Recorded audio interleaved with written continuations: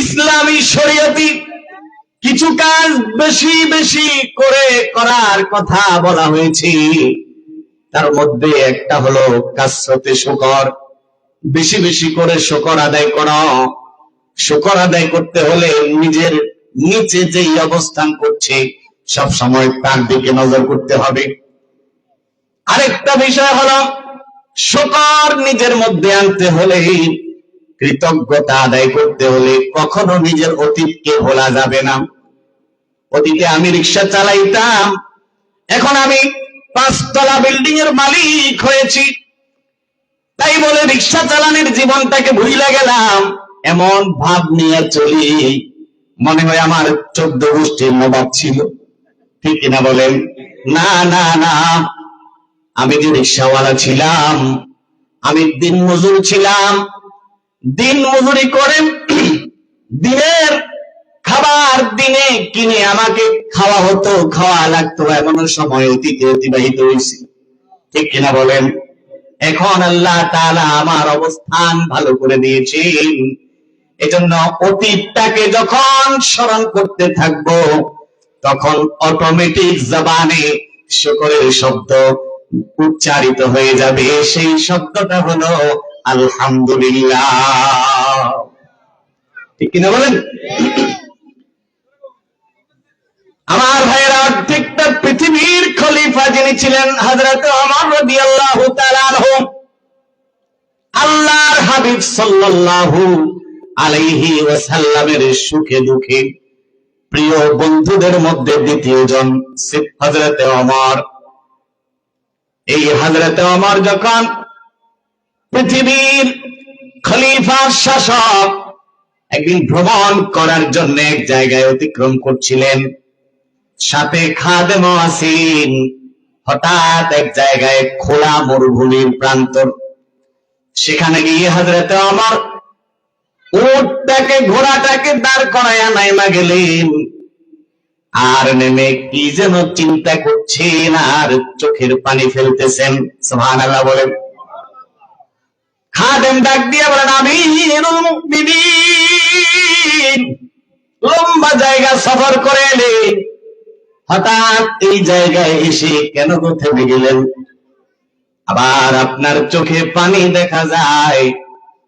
আমিরুল মুমিনিন, চোখের পানি বাইর হওয়ার আর এই জায়গায় এসে হঠাৎ দাঁড়িয়ে যাওয়ার রহস্যটা কি?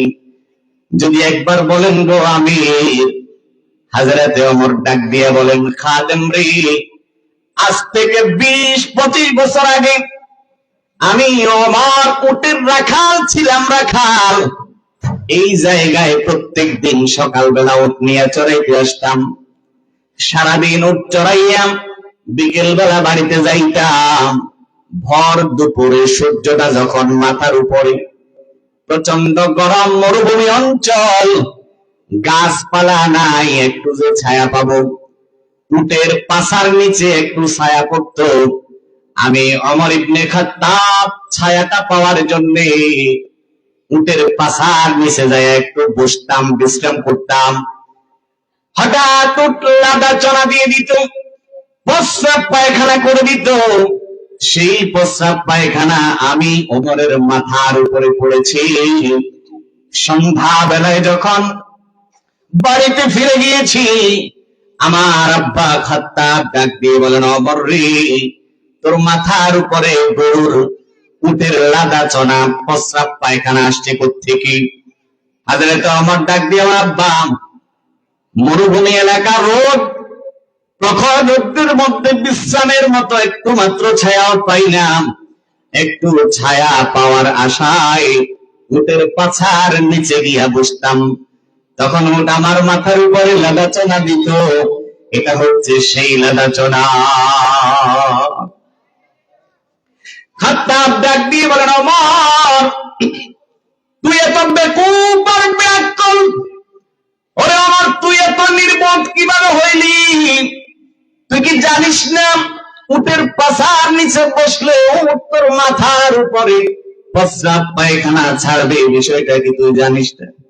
আরে আমার ছেলে যুবক হয়ে গেছে, এখনো বুদ্ধি বিবেচনা হয় নাই, হযরত ওমর এই স্মৃতিচারণ করতেছেন আর চোখের পানি ছেড়ে দিয়ে জারজার করে কাঁদতেছেন আর বলতেছেন, খাদেম রে, আমি সেই উটের রাখাল ওমর, বর্তমানে অর্ধেকটা পৃথিবীর শাসন করতাম। সুবহানাল্লাহ বলেন। এটা হচ্ছে কৃতজ্ঞতা। অতীত যখন স্মরণ রাখা হবে, কৃতজ্ঞতা আদায় করা সহজ হবে, ঠিক কিনা? বেটা এক সময় ছিল চাকর বাকর, এখন কোটি টাকার মালিক হয়েছে। এখন এমন এক ভাব নেই, রিক্সাওয়ালার সাথে কথা বলে 10 টাকা নিয়ে ঝগড়া করে রিক্সাওয়ালারে মারে, এমন ব্যাককল মার্কা কিছু লোক আছেনি সমাজে। বেটা লক্ষ লক্ষ টাকা রুজি করে, আর রিক্সাওয়ালারে 5 টাকা বাড়তি দিতে গেলে একটা গাজলে আছে কিনা বলেন? এরা অতীত স্মরণ রাখে না, ভুলে গেছে। এই লোকটা যদি তার অতীত স্মরণ করতো, তাইলে এমন নিমক হারামি মার্কা কাজ করতে পারতো বলেন? পারতো না। অতীত স্মরণ রাখতে হবে। খবরদার অতীত ভুলবেন না। অতীত ভুলেন কেন? আমি তো প্রায় জায়গায় বলি, কওমি মাদ্রাসায় পড়ছি, শক্ত শক্ত ভাতের মধ্যে গন্ধ, মোটা চাইল, ডাইলের মধ্যে কাঁচা হলুদ মরিচের গন্ধ। ভাতের মধ্যে ডালটা যখন ঢেলে দিছি, কালো কালো কেড়ি পোক আছে না, বাসি উঠছে, বাসি বাসি ভাত খাইছি। দাওয়াত খেতে গেলে মানুষের ঘরে করি, আর এখন মুরগি রোস্ট, গরু, খাসি, মাছ সব সামনে আইনা দেয়, খাইতে মন চায় না। উস্তাদরা বলতেন এক সময় খাইতেই না, ঠিক কিনা বলেন? এই যে অতীত স্মরণ রাখা, এক সময় পকেট খরচের টাকা ছিল না, ঠিক কিনা বলেন? আপনারা জানেন, আমাদের সবাই ইতিহাস আমরা একে অপরকে জানি, এটা আমাদের এলাকা। কে কত তালুকদার ছিল আর কি ছিল সেটা আমরা জানি, এজন্য শুকর আদায় করতে হবে, ঠিক কিনা? ইসলামী শরিয়ত আরো একটা কাজ বেশি বেশি করার জন্য বলে, সেটা হলো কাসরাতে সহবতে আহলুল্লাহ, আল্লাহ ওয়ালাদের সহবতে বেশি বেশি যাওয়া। এই যে দ্বীনি মাহফিলে আসছেন, এতগুলা মানুষ বসে আছেন, বলেন তো এই মাজমা আর এই মজলিসের মধ্যে 2-1 জন আল্লাহর নেককার বান্দা আছে না নাই? চিল্লা বলেন। উলামায়ে কেরাম কোরআন সুন্নাহর আলোকে আলোচনা করবেন। নেককারদের মজলিস আল্লাহ তাআলা কোরআনুল কারীমে স্পষ্ট আদেশ দিয়ে দিয়েছেন এমন মজলিসে যাওয়ার জন্য। রব্বুল আলামিন বলেন, ইয়া আইয়ুহাল্লাযীনা আমানুত্তাকুল্লাহ ওয়া কুনু মা'আস সাদিকিন। আল্লাহ ডাক দিয়ে বলেন, হে ঈমানদারেরা, তোমরা আল্লাহকে ভয় করো আর সত্যবাদী নেককারদের মজলিসে যাও। সুবহানাল্লাহ বলেন। নেককারদের সোহবত অবলম্বন করো।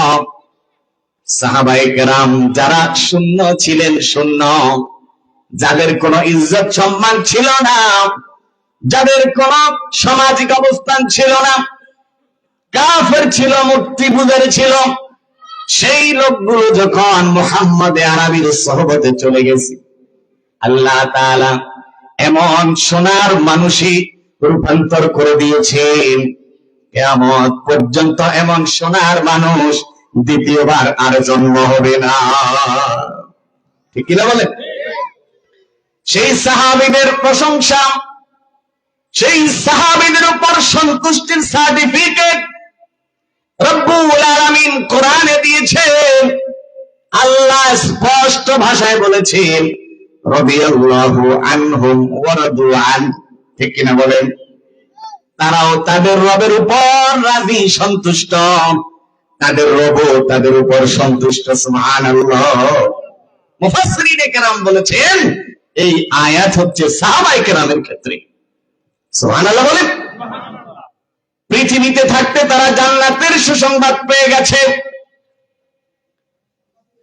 আল্লাহর নবী তাদের ব্যাপারে বলেছেন, as-সাহাবাতু কান-নুজুম, আমার সাহাবায়ে কেরাম হচ্ছেন এক একটা নক্ষত্র সমতুল্য, যাকেই তোমরা অনুসরণ করো হেদায়েত পেয়ে যাবে। আবার আরেক জায়গা বলেছেন, আস-সাহাবাতু কুল্লুহুম আদুল, আমার সাহাবীরা ন্যায়পরায়ণ। ছোট্ট থেকে একেবারে সিদ্দিক আকবর, আবু বকর পর্যন্ত প্রত্যেকটা সাহাবী নক্ষত্র সমতুল্য, প্রত্যেকটা সাহাবী ন্যায়পরায়ণ, প্রত্যেকটা সাহাবী সৎ। কোন ইমানদারের এই অধিকার নাই আল্লাহর নবীর ছোট থেকে ছোট একজন সাহাবীকে নিয়ে সমালোচনা করা। আমাদের মধ্যে একটা সম্প্রদায় আছে, মাঝে মধ্যে বয়ানে বক্তব্যে সাহাবীদের ভুল করে, আছে না নাই? বিশেষ করে হযরতে আমির মুয়াবিয়া নামক একজন সাহাবী আছে, ইয়াজিদের বাবা। কার বাবা? ইয়াজিদ। ইয়াজিদের নাম শুনছেন না? যার লোকেরা হযরত হুসাইন রাদিয়াল্লাহু তাআলা আনহুকে শাহাদাত করেছে, হত্যা করেছে, আহলে বায়াতের প্রায় ৭২ জন সদস্য। আমার ভাইরা, ইয়াজিদের বাবা হযরতে আমির মুয়াবিয়া রাদিয়াল্লাহু তাআলা আনহু রাসূলের গুরুত্বপূর্ণ সাহাবীদের একজন। 40 জন কাতেব ওহী লিখতেন, 40 জন সাহাবী, তার মধ্যে একজন হচ্ছে মুয়াবিয়া। একটা শ্রেণী আছে হযরতে আমির মুয়াবিয়াকে নিয়ে সমালোচনা তীর ছুড়ে, এদের ঈমান থাকবে না, ঠিক কিনা বলেন? কোন সাহাবীর সমালোচনা আল্লাহ রাসূল বরদাশত করেন না, করবেন না কখনো। সাহাবীদের ব্যাপারে সমালোচনা করা যায় না। এই মানুষগুলো আল্লাহর হাবিবের সহবতে গিয়ে সোনার মানুষে রূপান্তরিত হয়েছে। এজন্য আল্লাহ তাআলা বলেছেন, ইয়া আইয়ুহাল্লাযীনা আমানুত্তাকুল্লাহ ওয়া কুনু মা'আস সাদিকিন, তোমরা সত্যবাদীদের সঙ্গে থাকো। সত্যবাদী কারা? যুগের হক্কানি রব্বানি উলামায়ে কেরাম যারা সত্যবাদী হচ্ছেন তারা, ঠিক কিনা বলে? তাদের মজলিস যেখানে হয় সেখানে ছুটে যাও, সেখানেই ছুটে যাও। এটা কার আদেশ? কেন বলেন? কাসরাতে সোহবতে আহলুল্লাহ, আল্লাহ ওয়ালাদের সংসদ যদি কারো মধ্যে বেশি বেশি থাকে, তার দ্বারা গুনাহ হবে না, তার জীবনের মধ্যে আমল পরিবর্তন এসে যাবে, ঠিক কিনা বলেন? আপনি নিজে নিজে যত ইবাদত বন্দেগী করেন, সেই ইবাদতে মজা আসবে না যতক্ষণ পর্যন্ত হক্কানি পীর মাশায়েখের সোহবতে না যাবেন, যতক্ষণ পর্যন্ত আল্লাহ ওয়ালাদের সোহবতে না যাবেন, ততক্ষণ পর্যন্ত দ্বীন সহিভাবে শেখাও যাবে না, আবার সহিভাবে আমলও করা যাবে না।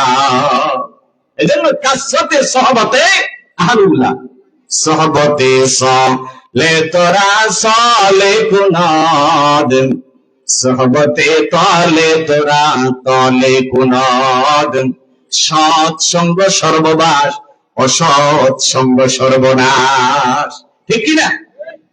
শেখ জাকারিয়া রাহমাতুল্লাহ আলাইহি বলেন, হে আল্লাহর বান্দা, তুমি যখন কোন মদখোরের সঙ্গে থাকবি, জুয়াবাজের সঙ্গে থাকবা, সিগারেট খোরের সঙ্গে থাকবা, একদিন, 2 দিন, 3 দিন চলতে চলতে এক সময় তুমি ওই অপকর্মে লিপ্ত হয়ে যাবা। কারণ আল্লাহর এই বান্দা সারাক্ষণ গুনাহের পরিবেশে থাকে। জাকারিয়া রাহমাতুল্লাহ আলাইহি উদাহরণ দিয়ে বলেন, যেমন তুমি কোন মেথরের সঙ্গে চলতেছো, মেথর যার কাজ হলো বাথরুম পরিষ্কার করা, তুমি তার সঙ্গে যতক্ষণ পর্যন্ত থাকবা, সময় দিবা, যদিও সে তোমার কোন দুর্গন্ধের বস্তু নাও লাগাইয়া দেয়, যতক্ষণ চলবা অন্তত দুর্গন্ধ ছাড়া সুগন্ধ পাওয়ার আশা করা যাবে না, ঠিক কিনা? কারণ তার কাছে তো সুগন্ধির বস্তুই নাই, এত লোক বসলে খুন করি না, গন্ধ আইয়ে, ঠিক কিনা বলেন? এটা বলে তাকে ছোট করা হচ্ছে না, একটা উদাহরণ, মেসাল। প্রিয় ভাইরা আমার, জাকারিয়া রাহমাতুল্লাহ আলাইহি বলেন, পক্ষান্তরে তুমি যখন কোন আতর বিক্রেতার সঙ্গে সময় দিবা, আতর বিক্রেতার সঙ্গে চলবা, তো যতক্ষণ থাকবা সে যদি তোমার একটু আতর নাও লাগাইয়া দেয়, যতক্ষণ থাকবা দুর্গন্ধ পাওয়ার আশা করা যাবে না, সুগন্ধই পাইবা, ঠিক কিনা? কারণ তার কাছে সুগন্ধের বস্তু আছে, ঠিক কিনা বলেন? এজন্য সৎ সঙ্গ সর্ববাস, অসৎ সঙ্গ সর্বনাশ। আমাদের মধ্যে কোন জিনিসটা বেশি? আমরা সৎসঙ্গে যাইতে চাই না, বন্ধু বানাই মত করে রে, শ্রদ্ধা কেটে রে, আড্ডা যার সঙ্গে দেই মিথ্যাবাদী, গীবতকারী, শিকায়েতকারী। কোন ভালো মানুষের সঙ্গে আড্ডা দিলে জমে না, মজা লাগে না, এজন্য ভালো মানুষের সঙ্গে যায় না।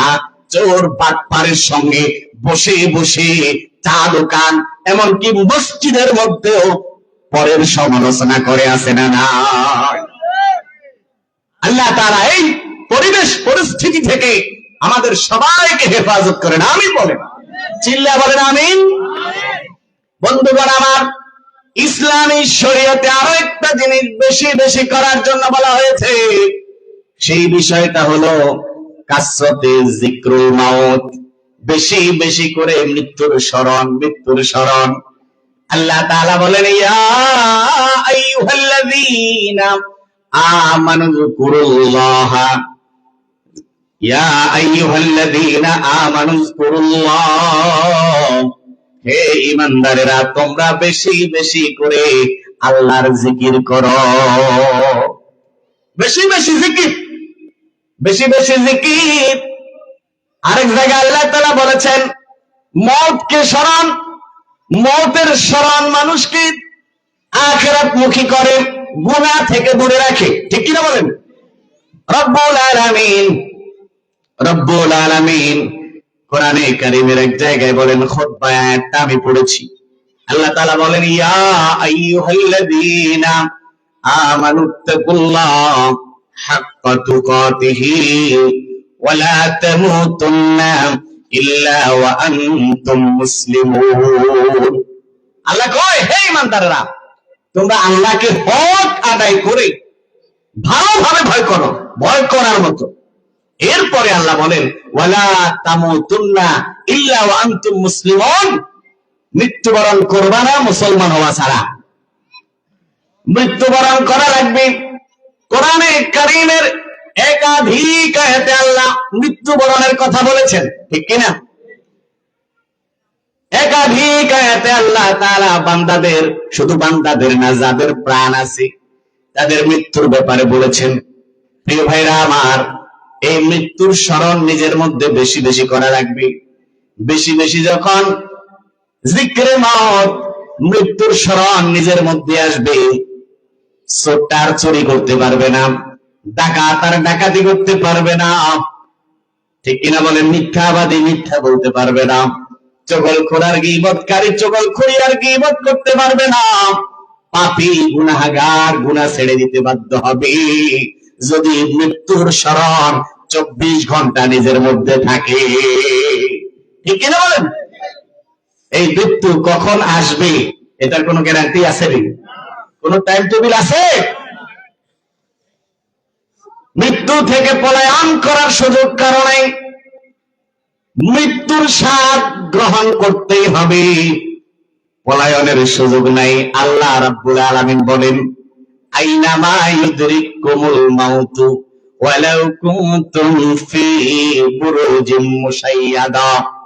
রাব্বুল আলামিন বলেন, সত্য সুদৃঢ় দুর্গের ভেতরেও যদি অবস্থান করো, সেখানে গিয়েও আজরাইল তোমাকে ধরবে, বাঁচার সুযোগ নাই, ঠিক কিনা? কোথায় যাবে? আসমানে যাইবা, আজরাইল আসমানের রাস্তা চেনে। সমুদ্রের নিচে যাইবা, আজরাইল সমুদ্রের নিচের রাস্তাও চেনে।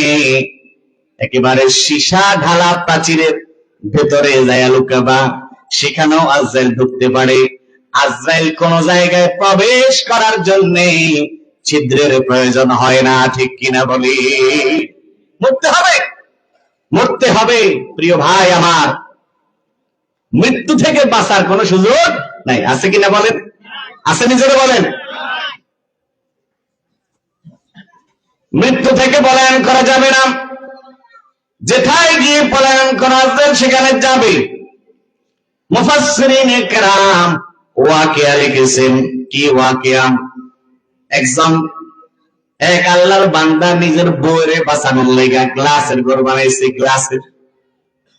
সেখানে গিয়েও তার বিবিকে আজরাইল আক্রমণ করেছে। মুফাসসিরিনে কেরাম ঘটনা লেখেন, এক আল্লাহর বান্দির প্রসব বেদনা উঠেছে। খেয়াল করে শোনেন, প্রসব বেদনা ওঠার পরে 10-12 বছরের বালক, খাদেম, দাস, গোলাম ডাক দিয়া বলে, বাবা আমার জন্য আগুন নিয়ে আস, অন্ধকার রাত্রি বাচ্চা প্রসব করবেন, আলোর দরকার আছে না নাই? গরম পানি টানি বিভিন্ন কাজ করতে আগুনের দরকার হয়তো, বলেন আগুন লাগে না? হযরত মুসা আলাইহিস সালামের স্ত্রী প্রসব বেদনা উঠছে, আগুনের জন্য তুর পাহাড়ে গেছে, সেখানে নূর, একটা নূর দেখে হযরত মুসা মনে করেছিলেন আগুনের খণ্ড, আনতে গেছেন। আল্লাহ কয়, মুসা ইন্নী আনাল্লাহ, এখানে আমি আল্লাহই তোমার জন্য অপেক্ষায় আছি। সুবহানাল্লাহ। হ্যাঁ মুসা, আগুন নেওয়ার জন্য আসছো, নূর নেওয়ার জন্য আসছো, নবুয়তের নূর দিয়ে দিলাম। সুবহানাল্লাহ বলেন। প্রসব বেদনার সময় আগুনের দরকার হয়। প্রিয় ভাইরা আমার, ওই মহিলা যখন বলল বাবা আগুন নিয়ে আসো, ওই ছেলেটা আগুন নেওয়ার জন্য, আগুন আনার জন্য ঘর থেকে বের হয়েছি। ঘর থেকে যখন বের হয়েছে, সামনে দেখে সাদা দাড়ি, সাদা জুব্বা, সাদা পাগড়িওয়ালা, ধবধবে সুন্দর চেহারা বিশিষ্ট এক আল্লাহওয়ালা বুজুর্গ দাঁড়িয়ে আছেন। সুবহানাল্লাহ বলেন। আল্লাহওয়ালা ডাক দিয়ে বলেন, কই যাও? বলে আগুন আনার লাইগা যাই। কেন আগুন আনতে যাও? আমার মালিক বাচ্চা প্রসব করেছেন, এজন্য আগুন আনতে যাই। বুজুর্গ ডাক দিয়ে বলেন, কার জন্য আগুন আনতে যাও? ওই যে যে বাচ্চাটা জন্মগ্রহণ করছে, ছেলে না মেয়ে? বলে একটা মেয়ে জন্মগ্রহণ করেছি। ও বালক, তুমি কি জানো নাকি এমন একটা মেয়ে দুনিয়াতে জন্মগ্রহণ করেছে, যেই মেয়েটা বড় হয়ে 100 পুরুষের চরিত্র ধ্বংস করবে। এমন একজন মেয়ের লাগে তুমি আগুন আনতে যাও? এখন এই কথাটা যিনি বলছেন, তার কথা কি অবিশ্বাস করার মতন কথা? বলেন। আমাদের সমাজে কিছু আল্লাহর বান্দা আছে নেককার, আমরা সবাই জানি উনি মিথ্যা বলেন না, নামাজি, দিনদার, পরহেজগার, এমন লোকদের মুখের কথা মানুষ সহজে বিশ্বাস করে, ঠিক কিনা?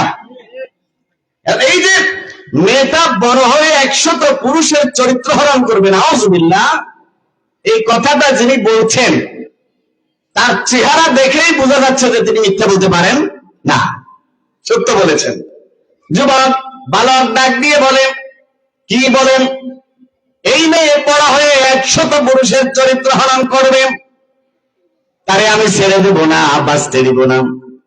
কোমরের মধ্যে একটা ছুরি ছিল, আগুন আনতে আর যায় নাই, ঘরের মধ্যে প্রবেশ করে কোমরের ছুরিটা বের করে ওই নাবালিকা বাচ্চার পেটের ভিতরে ছুরিটা ঢুকায় দিয়েছে। মহিলা চিৎকার আরম্ভ করেছে, বাচ্চার রক্ত যাইতেছি। বালক ডাক দিয়ে বলে, হারে কি করলাম?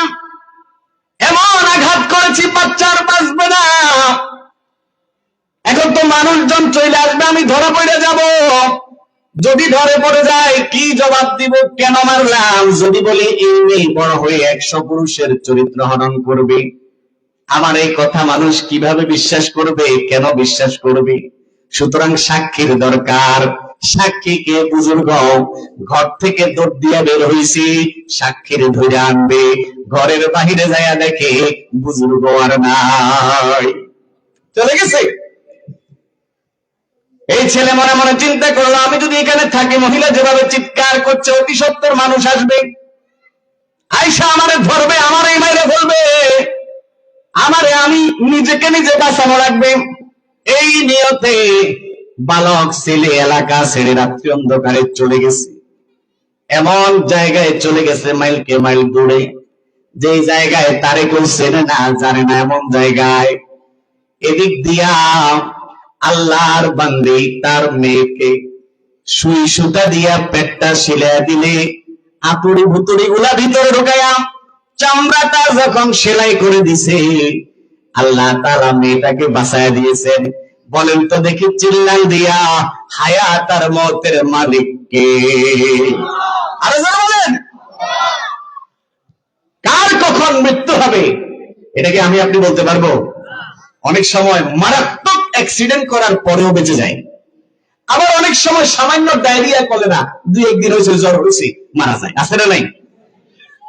হায়াত যদি থাকে, আল্লাহ যদি বাঁচানোর ইচ্ছে করেন, এর চেয়ে মারাত্মক দুর্ঘটনা ঘটলেও সে বাঁচবে, কারণ আল্লাহ চান তিনি সে বাঁচবে, এই জন্য বাঁচবে। ঠিক কিনা বলেন? এখন আমরা তো বসে আছি 60, 70, 80 বছর বয়স হবে, ভালো করে ইবাদত বন্দেগি করি, বুড়োই কবরে যাবো, মৃত্যু এখন হবে না, এই আশায় বসে আছি না? ঠিক কিনা বলেন? যদি কেউ ভাই নামাজ পড়ো না, কিনলে এখনো হুদ বিয়ে করে না, বিয়ে দিই না, সময় আছে তো। কি বলেন, সময় আছে? কথা কয় না? আজরাইল কি আপনার লগে টেলিফোন দিয়ে আসবে যে কবে আসতে পারি? ভাই আপনি বলেন, আপনি যখন বলেন তখন আসবো, আছে কিনা বলেন?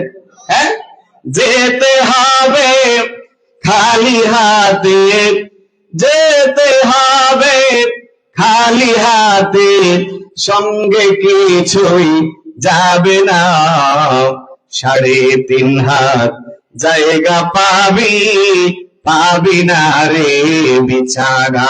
ঠিক কিনা বলেন? 3.5 হাত জায়গা পাবি, পাবি না রে বিছানা। যেতে হবে খালি হাতে, যেতে হবে খালি হাতে, সঙ্গে কিছুই যাবে না, 3.5 হাত জায়গা পাবি, পাবি না রে বিছানা। 3.5 হাত জায়গা পাবি, বিছানা। 3 দিনের এই বাহাদুরি, সবই বালুর বাদ। ঠিক কিনা বলেন? 3 দিনের এই বাহাদুরি, শুধুই বালুর বাদ, ফুরিয়ে এলে বাতাস টুকু, মিটবে রে তোর স্বাদ। ঠিক কিনা? 3 দিনের এই বাহাদুরি, শুধুই বালুর বাদ, ফুরিয়ে এলে বাতাস টুকু, মিটবে রে তোর স্বাদ। ক্ষমতার ওই দাপট দিয়ে টিকে থাকা যাবে না, 3.5 হাত জায়গা পাবি, পাবি না রে বিছানা। ক্ষমতার দাপট দেখাইয়া ফেরাউন থাকতে পারে নাই। ঠিক কিনা বলেন? ও মুসলমান, ক্ষমতার দাপট দেখাইয়া নমরুদ, হামান, কারুন থাকতে পারে নাই। ঠিক কিনা বলেন? ক্ষমতার দাপট বঙ্গবন্ধুরও কম ছিল না। এক কথায় রেসকোর্সের ময়দান পুরো হয়ে গেছে। ঠিক কিনা বলেন? লক্ষ লক্ষ বাঙালির সামনে তর্জনী বা শাহাদাত আঙ্গুলি তুলে হুঙ্কার দেওয়া বঙ্গবন্ধু মাটির সঙ্গে মিশে গেছে। ঠিক কিনা বলেন? সেই জিয়াউর রহমান প্রেসিডেন্ট, যার জানাজায় লক্ষ লক্ষ মানুষ, প্রভাবশালী নেতা দুনিয়াতে নাই, চলে গেছে। ঠিক কিনা বলেন? এরকম যত প্রভাবশালী আছে সবাই যেতে হবে। বাকি কথা হলো, সেই যাওয়াটা কি নমরুদার কামান হারুনের মতো হবে নাকি নেককারদের মতো হবে, সেটাই হলো বিবেচনার বিষয়। ঠিক কিনা বলেন? যেতে হবে খালি হাতে, সঙ্গে কিছুই যাবে না, 3.5 হাত জায়গা পাবি, পাবি না রে বিছানা। বলেন, 3.5 হাত জায়গা পাবি। আজকে তুমি যাদের লাগি শুধুই পাগল পারা, যেতে হবে একা একা, কেউ যাবে না তারা। ঠিক কিনা? বিবির জন্য মিথ্যাকে সত্য বানাইয়া, সত্যকে মিথ্যা বানাইয়া, যেই বিবির লেগে প্রসাদ করলাম, রুহুটা প্রাণ পাখিটা বাইর হওয়ার দেরি, সেই তোমার মায়ার বিবি নিজে বলবে সন্তানদেরকে ডাইকা, তোর বাবার লাশের থেকে গন্ধ বের হয়ে যাবে, ময়লা বের হয়ে যাবে, তাড়াতাড়ি খাট থেকে নামা। ঠিক কিনা বলবেন? যে এই ছেলে সন্তানের লাইগা তুমি কত ধোঁকাবাজি করলা, প্রতারণা করলাম, মিথ্যা আর দুর্নীতির আশ্রয় নিলা, দুর্নীতি কইরা কোটি টাকার প্রাসাদ গড়লা, সেই সন্তানরা তোমাকে আর চিনবে না। তুমি দুনিয়া থেকে যাইবার দেরি, বাড়ির নাম পরিবর্তন হতে দেরি হবে না। ঠিক কিনা বলেন? তোমার নামে বাড়ির নাম ছিল, এখন সন্তানের নামে হয়ে যাবে। 7 দিন না 40 কোন রকম খাওয়াইয়া নামের লাইগা রিয়া বা লৌকিকতার জন্য, এরপরে তোমার কবরের সামনে যায়া ভুলেও একবার দাঁড়াবে না। ঠিক কিনা? আজকে তুমি যাদের লাগি শুধুই পাগল পারা, যেতে হবে একা একা, কেউ যাবে না তারা। ছাড়তে হবে মায়ার বন্ধন, ছাড়তে হবে মায়ার বন্ধন, টিকে থাকা যাবে না। 3.5 হাত জায়গা পাবি, পাবি না রে বিছানা। বলেন 3.5 হাত জায়গা পাবি। আমার ভাইরা, কখন কোন জায়গায় কার মৃত্যু হয়ে যাবে কে জানেন? এতটুকু মনোযোগ আরেক দিকে। এরা তো ওই সমস্ত মানুষ যারা জানাজার মাঠে দাঁড়াইও হাসে, এরকম কপাল পোড়া আছে রে? জানাজা পড়তে এসেও হাসে, এরকম কপাল পোড়া মুসলমান অভাব ভাই। ঠিক কিনা বলেন? আমার বন্ধুগণ, ইমাম মালিক রাহমাতুল্লাহ আলাইহি প্রকৃত খাঁটি আশিকে রাসূল, জীবনে কোনদিন মদিনা সাইডা কোথাও যাইতেন না। ইমামে মালিক রাহমাতুল্লাহ আলাইহি মদিনার জমিনে কখনো জুতা নিয়ে হাঁটতেন না। শাগরেদেরা জিজ্ঞেস করতো, হুজুর মরুভূমি এলাকা, গরম মাটি, কণা আছে, পাথরের কণা পায়ে ঢুকে যাবে, আহত হয়ে যাবেন, জুতা পরেন না কেন? ইমাম মালিক ডাক দিয়া বলে, যেই জমিনে, যেই রাস্তায়, যেই শহরের অলিতে গলিতে মুহাম্মদ আরবি হেঁটেছেন, সেই শহরে, সেই রাস্তায়, সেই অলিতে গলিতে ইমাম মালিক হাঁটবে, এত বড় স্পর্ধা ইমাম মালিকের হতে পারে না। সেই ইমাম মালিক একবার হজের মৌসুম আসছে, মনে মনে চিন্তা করলেন হজ করার জন্য মক্কা যাবেন। কিন্তু ইমাম মালিকের জীবনে একটা আশা হলো, মদিনায় থাকবেন, মদিনায় মৃত্যুবরণ করবেন। মদিনার যেই মাটিতে আল্লাহর হাবিব শুয়ে আছেন, সেই মাটিতে ইমাম মালিকের দাফন হবে। হাসরের কঠিন ময়দানে মদিনাওয়ালা নবীর সঙ্গে হাসরে দাঁড়াবে। এটা হলো ইমাম মালিকের আশা, নিয়ত। সুবহানাল্লাহ বলেন না?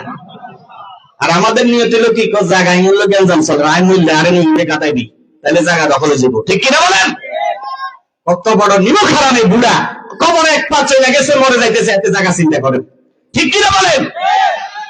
এটাদেরকে বুড়া বলা যায়? মনে কষ্ট নিয়ে না, এখানে সব চাচা যেটা আসেন এই ধরনের মানুষ, আল্লাহ হেদায়েত দান করেন, আমিন বলেন। ইমাম মালিকের আশা মদিনায় মরবে, এই মদিনার মাটিতে শুবে, হাসরের ময়দানে মদিনাওয়ালা নবী আর সাহাবীদের সঙ্গে একসঙ্গে দাঁড়াবেন। এই নিয়তে কখনো মদিনা ছেড়ে বাইরে যান না। হজের মৌসুম আসছে, হজ করবে, নিয়ত করছে হজ করার। হজ করতে হলে কোথায় যাইতে হয়? মদিনায় হজ না মক্কায়? বলেন না কথা? মক্কায় করে যেতে হবে। এখন চিন্তা করতেছেন কি করা যায়, কি করা যায়। যদি মক্কায় হজ করতে গেলে সেখানে আমার মত হয়ে যায়, তাহলে তো মদিনায় কবর হওয়া থেকে বঞ্চিত হয়ে গেলাম। চিন্তা করতেছে, তাইলে এখন সমাধানের রাস্তা কি? সমাধানের রাস্তা আছে, সেটা কি? সেটা হইলো ইস্তেখারা করতে হবে। কি করতে হবে? ইস্তেখারা এমন একটা আমল যেটা দিয়ে আপনি অনেক কিছু আগাম জেনে নেওয়া যায়। আল্লাহ রাসূল সাল্লাল্লাহু আলাইহি ওয়াসাল্লাম থেকে এই আমলটা আসছে, সুন্নাত ইস্তেখারা করা। ইমাম মালিক রাহমাতুল্লাহ আলাইহি ইস্তেখারা আরম্ভ করলেন। ইস্তেখারা করার পরে একদিন ইমামে মালিক রাহমাতুল্লাহ আলাইহি স্বপ্নের মধ্যে সাইয়্যিদুল মুরসালিন আকায়ে নামদার মুহাম্মদ আরবি সাল্লাল্লাহু আলাইহি ওয়াসাল্লামের সাক্ষাৎ পাইলেন। আল্লাহর নবী স্বপ্নের মধ্যে এসে ইমাম মালিক রে কিচ্ছু বলে না, শুধু 5টা আঙ্গুল দেখায়। সুবহানাল্লাহ বলেন।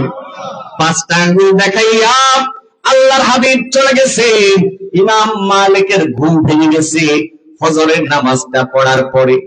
ইমামে মালিক চিন্তা করতেছেন, আল্লাহর নবী আমারে স্বপ্নের মধ্যে 5টা আঙ্গুল দেখাইছেন, এই 5 আঙ্গুল দ্বারা আল্লাহর নবী কি বুঝাইতে চাইলেন?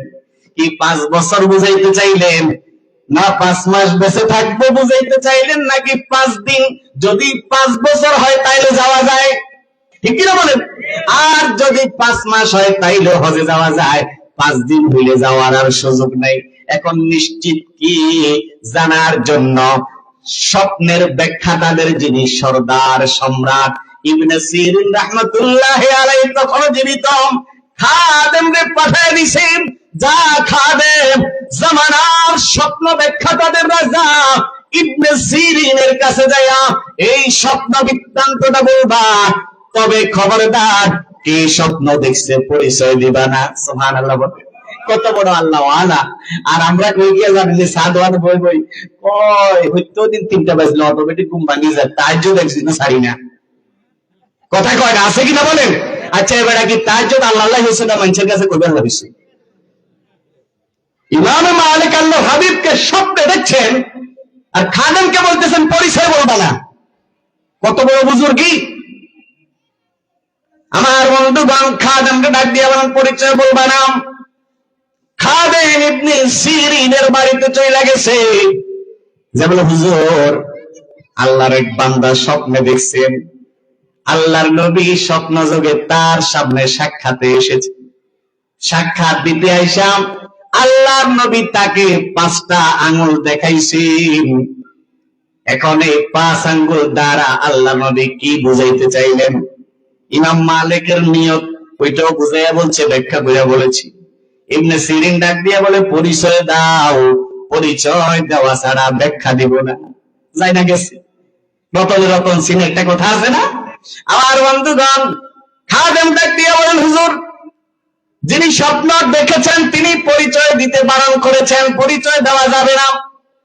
ইবনে সিরিন ডাক দিয়া বলে তুমি না বললেও আমি জানি জামানার শ্রেষ্ঠ আশিকে রাসূল ইমামে মালিক ছাড়া এত বড় স্বপ্ন আর কেউ দেখতে পারে না। সুবহানাল্লাহ। একটু আস্তে কর বন্ধুগণ আমার। খাদেম এরপরেও ডাক দিয়া বলেন না, পরিচয় দেওয়া যাবে না, নিষেধ আছে। ইবনে সিরিন খাদেম রে বলে যাও তার কাছে আবার ফিরে যাও, বলবা পরিচয় না দিলে ব্যাখ্যা দেবে না। খাদেম দৌড়ে চলে গেছে, ডাক দিয়া বলেন ইমাম গো, ইমাম ইবনে সিরিন পরিচয় দেওয়ার জন্য বলেছে, আবার এই কথাও বলেছে এমন দামি স্বপ্ন বর্তমান জামানায় ইমাম মালিক ছাড়া দ্বিতীয় আর কেউ দেখতে পারে না। ইমাম মালিক ডাক দিয়া বলেন পরিচয় আর বলার দরকার কি, চাইলেই তো গেছি, সুতরাং যাও বলো জি হ্যাঁ আপনি যার ব্যাপারে ধারণা করছেন তিনি এই স্বপ্ন দেখেছেন, ব্যাখ্যা বলেন। খাদেম যাই এবার পরিচয় দিয়েছি। ইমাম ইবনে সিরিন স্বপ্নের ব্যাখ্যা দেয়। স্বপ্নের ব্যাখ্যা দিতে যাইয়া ইবনে সিরিন বুঝাইতে বললেন আল্লাহর নবী স্বপ্ন যুগে এসে এমন একটা বিষয় বুঝাইতে চাইলেন 5 আঙ্গুল দেখায়া। তার মানে 5টা ইলম এমন আছে যেই ইলম গুলো একমাত্র আল্লাহর খাজানায় সংরক্ষণ করা আছে। দুনিয়ার কোন সাধারণ মুমিন মুসলমান তো দূরের কথা, কোন নবী রাসূলরা পর্যন্ত এই 5 ইলম সম্পর্কে জানে না। কোরআনে এই 5টা বিষয়ের কথা বলা হয়েছে। এই 5 ইলম কি কি? 1 নাম্বার, কিয়ামত কখন সংঘটিত হবে একমাত্র কে জানেন? বিজ্ঞানীরা জানেন। কেন মনে আসেনি? আমরা যখন ছোটবেলায় 5 তারিখে কিয়ামত হইব, 5 তারিখে কিয়ামত হইব বলছলে জায়গা জমি বেশি খাইব বেশি, আছে না নাই? কিয়ামত কখন হবে একমাত্র কে জানেন? চিল্লায়া বলেন। কখন কোন জায়গায় বৃষ্টি হবে কে জানেন? মায়ের গর্ভে 1 ফোঁটা পানি না পাক, সেখান থেকে সন্তানটা কি মেয়ে হবে না ছেলে হবে কে জানে? জোরে বলেন।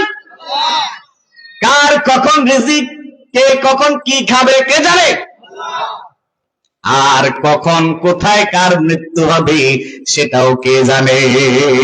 এই পাঁচটা ইলম আল্লাহ তাআলার খাজানায় সংরক্ষণ করা আছে, নবী রাসূলরাও জানে না, ঠিক কিনা? সুতরাং এটা বলা যাবে না। তাইলে বোঝা গেল মৌত কখন কার কোথায় হবে একমাত্র।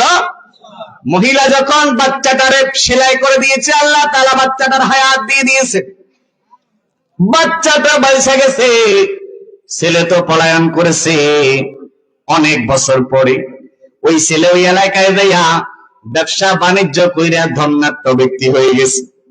বাড়িতে মা বাবার নামে টাকা পাঠাইছে, ও আব্বা আম্মা টাকা পাঠাই দিলাম, জমি কেন, বাড়ি করো, প্রাসাদ তৈরি করো, আরেকটা সুন্দর পাত্রী দেখো, বিয়ে করবে। মা বাবা টাকা দিয়ে বাড়িঘর তৈরি করে প্রস্তুত, একটা মেয়েও দেখে রাখছে।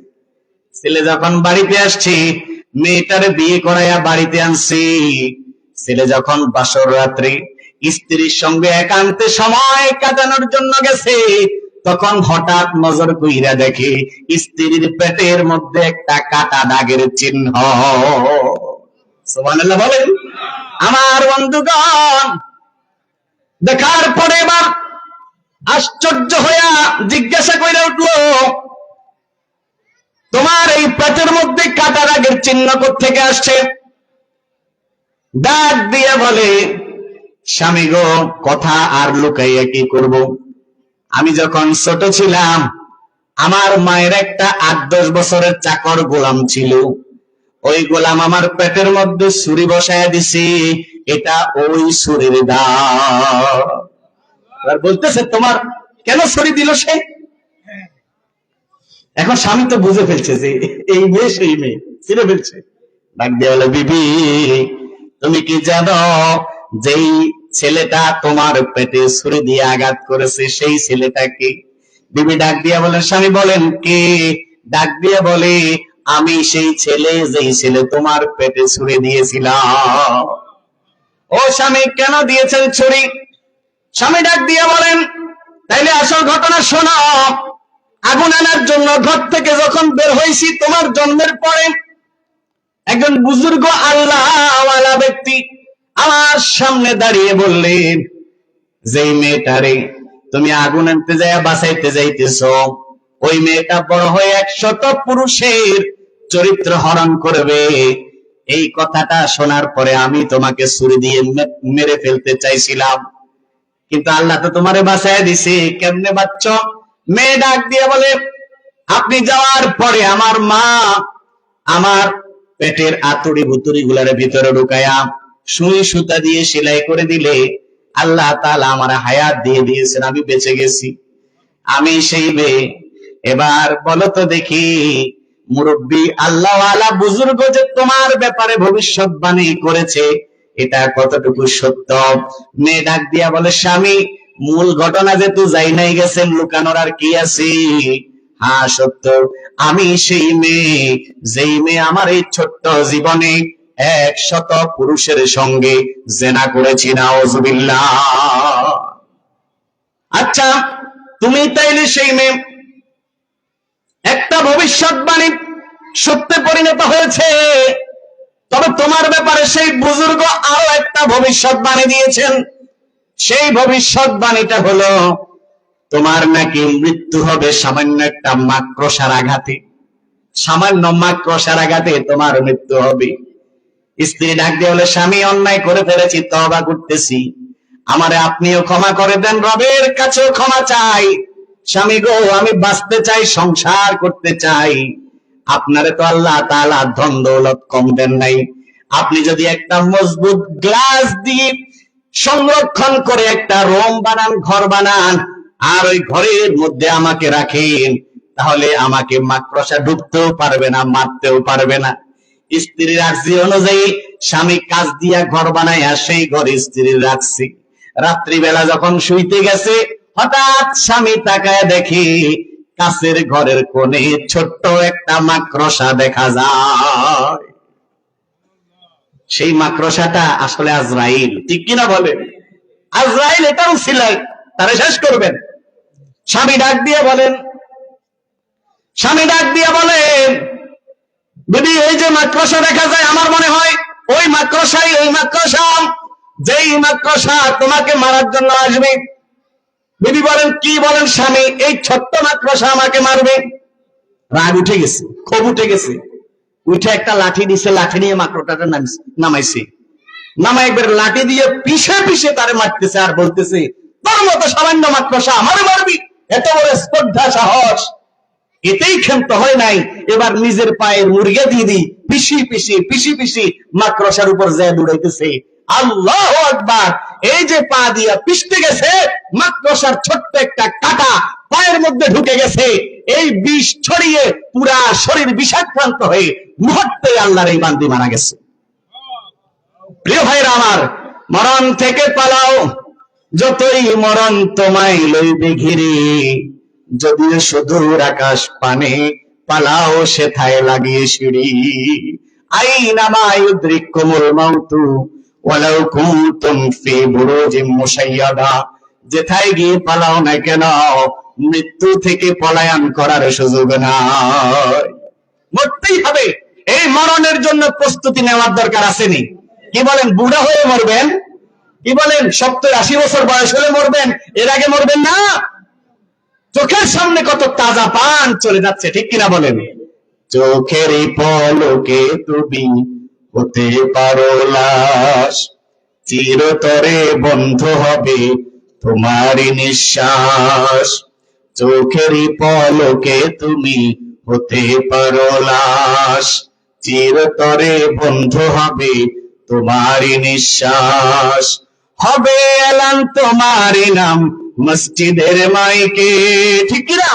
হবে এলান তোমার নাম মসজিদের মাইকে, বাড়িওয়ালা নাই রে, বাড়ি নাই রে দুনিয়াতে, বাড়িওয়ালা নাই রে, বাড়ি নাই রে দুনিয়াতে, ঠিক কিনা বলেন?